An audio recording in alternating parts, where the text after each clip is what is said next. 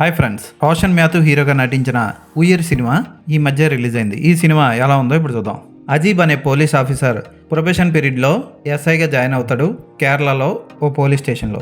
అయితే జాయిన్ అయిన వెంటనే అతనికి శోభ అనే స్త్రీ శవం నూతిలో కనబడుతుంది.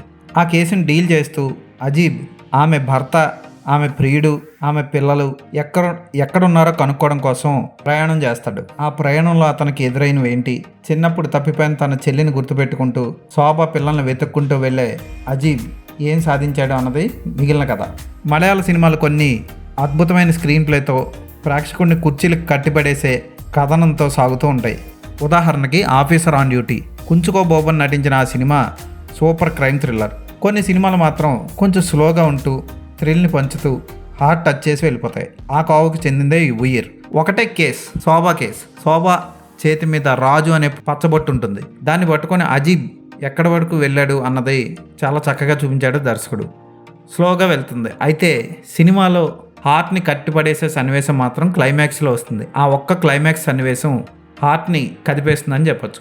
చట్టాన్ని న్యాయాన్ని కాపాడే పోలీస్ కూడా వేల మంది పిల్లల్ని కాపాడడంలో వెనకడుగు ఎందుకు వేస్తాడు అన్నది బాగా చూపిస్తాడు క్లైమాక్స్లో. పోలీస్ కూడా ఒక సాధారణ మనిషే. ఆ సిచ్యువేషన్లో అంతమందిని కాపాడి ఏమీ చేయలేడని ఈ సినిమాలో దర్శకుడు చూపిస్తాడు. అది రియాలిటీలో నిజమని చూపిస్తాడు క్లైమాక్స్లో. ఇదంతా నిజంగా జరిగిన కథ అని క్లైమాక్స్లో ఒరిజినల్ ఫోటోలు కూడా చూపిస్తారు. సినిమా అయిపోయాక దర్శకుడు బాగా తీశాడు. కొంచెం స్లోగా ఉన్నా సరే ఇంట్రెస్టింగ్గా సాగుతుంది. క్లైమాక్స్ కట్టిపడేస్తుంది. రోషన్ మాథ్యూ నటన అదిరిపోతుంది.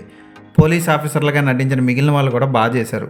ఇక శోభ పాత్ర ఆకట్టుకుంటుంది. ఆ పాత్ర చుట్టే సినిమా అంతా జరుగుతూ ఉంటుంది. ఆమె పిల్లలుగా చేసిన వాళ్ళిద్దరూ హార్ట్ని కదిపేస్తారు క్లైమాక్స్లో. ఆమె ప్రియుడిగా, మొగుడిగా నటించిన ఇద్దరు కూడా సూపర్గా చేశారు.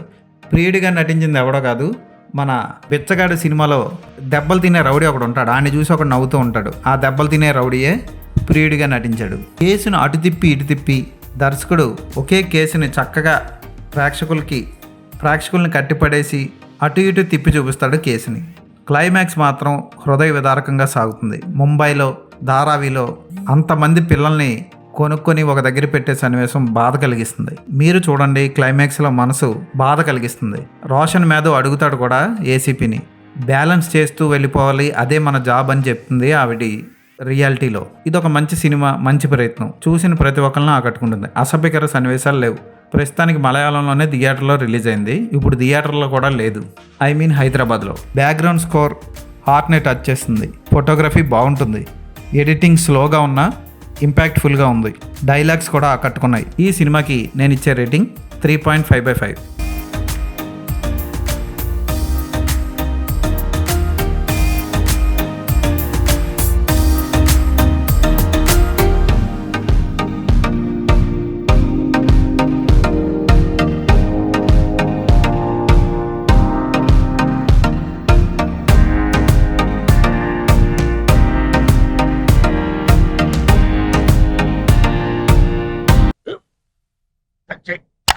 మన స్కూల్ బెంచ్ లాగా ఎంత గట్టిగా ఉందోరా.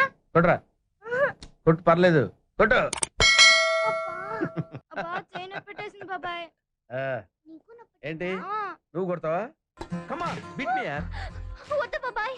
వాడిని నేను కొట్టడం లేదమ్మా, వాడినే నన్ను కొట్టమంటున్నాను. ఆ. నువ్వేం కంగారు పడక్కర్లేదు.